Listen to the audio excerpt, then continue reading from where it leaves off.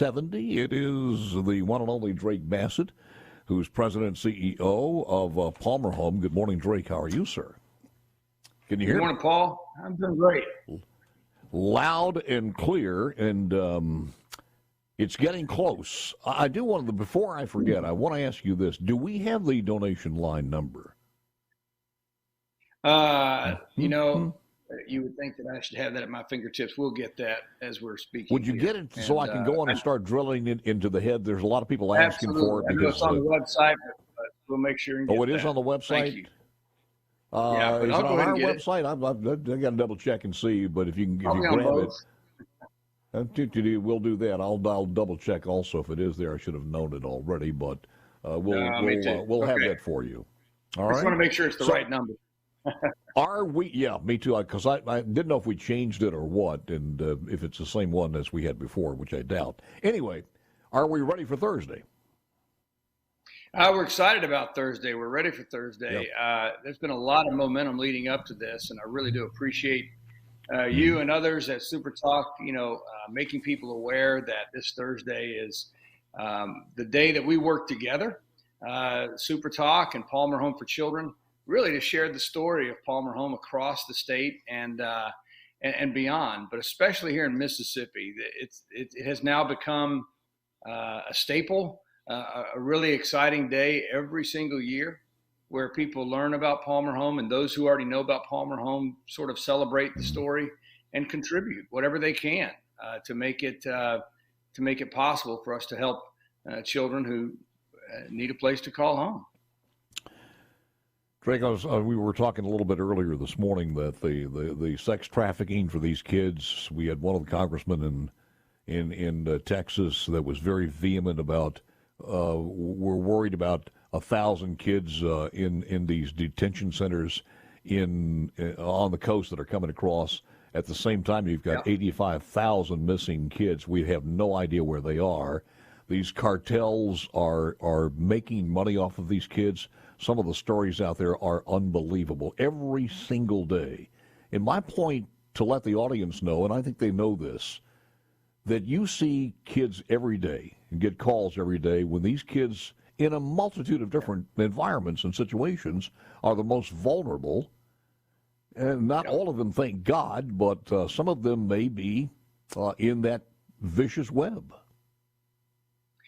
I think so. I think the more a child is without, the more vulnerable they become. Yeah. And when I say without, it can be without, electricity. It can be without an education. It could be without a stable family environment. And all of us out there in our lives, maybe we go back, to some of our early days when we were trying to figure out how to get by. And when you realize you're without, you realize you might be willing to do some things that you wouldn't otherwise do if all of those needs were met. And that's when we become vulnerable as people, right? That's when we sometimes make choices that we regret later. And if you apply that to a world in which there are a lot of manipulators, a lot of people who are looking to take advantage of people in that situation. You and I are both old enough to remember, the story of Pinocchio. And as funny and as entertaining as that might have been, I think we all remember Pinocchio heading off down the road, and he thought he was going to figure it all out. Next thing you know, he's being taken advantage of by a lot of folks. Well, it was a kid's story, and it was teaching us, hey, you need to look out. You need to look out because there are people out there who will take advantage of you. Well, when you take away some of the important things around a child's life, it's amazing how vulnerable they become all the way to being taken advantage of the way that so many traffickers are today. And it is a multi-billion-dollar global enterprise that is connected in so many ways. And it breaks our heart, to hear that there are people who are participating in that. It's even harder to come across families and children who've been loosely connected, as we do, or have actually experienced the pains of being trafficked. Somebody said a long time ago during Roe versus Wade, when it was first implemented, that it will devalue life, and I think we see that now, especially when you have to add this increment into the conversation also for organ deliveries, organ market out there. killing these kids. I mean, it's not pretty, but it's happening, and it's happening worldwide. And one of the most things that gets you disillusioned even more when you're talking about it at the hometown level, when we find out people here in Mississippi that are actually the parents, because they're in some type of hardship, are drugs or whatever it happens to be, are the ones who are trafficking their own kids. And it happens. The idea of family trafficking, familial trafficking, is not.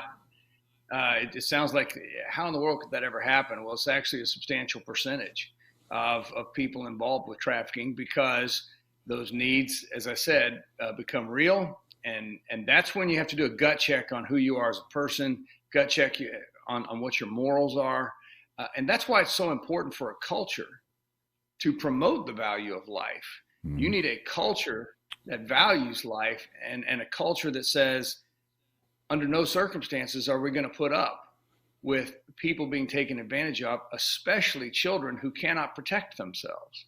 No. So it's important that we as a culture, we as a country, and certainly us as an organization, all of us working together, our churches, our communities, our leadership, that we advocate for the value of life, because it plays out on a very real level, day to day, small communities, where people are having to make choices about the well-being of other people, especially children.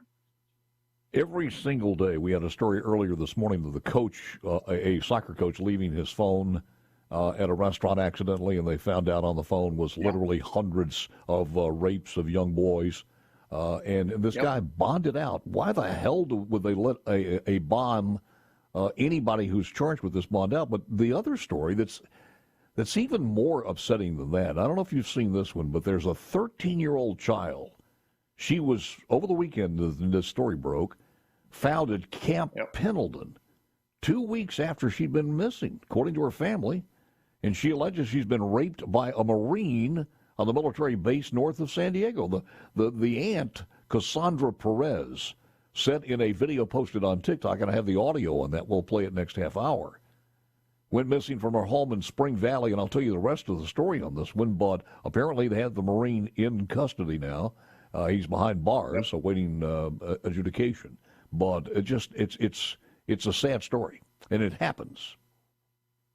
Well, I think you and I have experienced over the past, 3 or 4 years maybe, just this accelerated pace of things that we never could have imagined in our own kind of reasonable mind on a regular basis. Yep. Now it's almost every day. Stuff is popping up all over the globe, and maybe we're just hearing more about it. But I do believe that when you point, your moral compass in a certain direction, it can accelerate.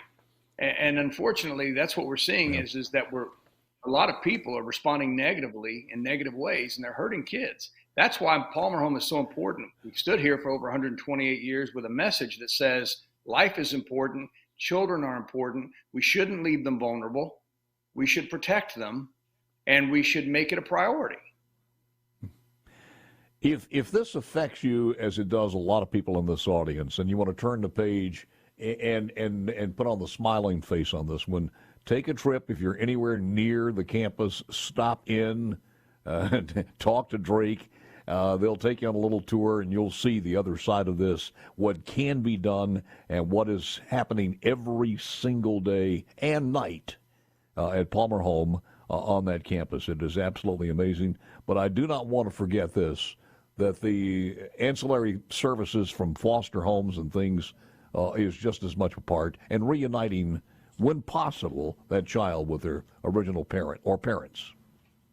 Well, that's right. You take a look at the things that are important about connecting and keeping families together. Families don't always just sign up for this to choose it and make it difficult. They want to stay together. We want to help them stay together. And when there are times when they can't be together, we're there.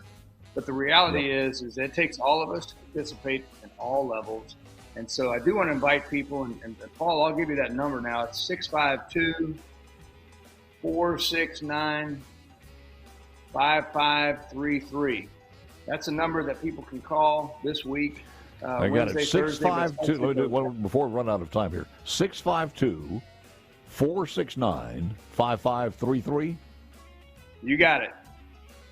Thank you, man. Appreciate it very much. We'll touch base again before Thursday. You That got sounds it. great. That is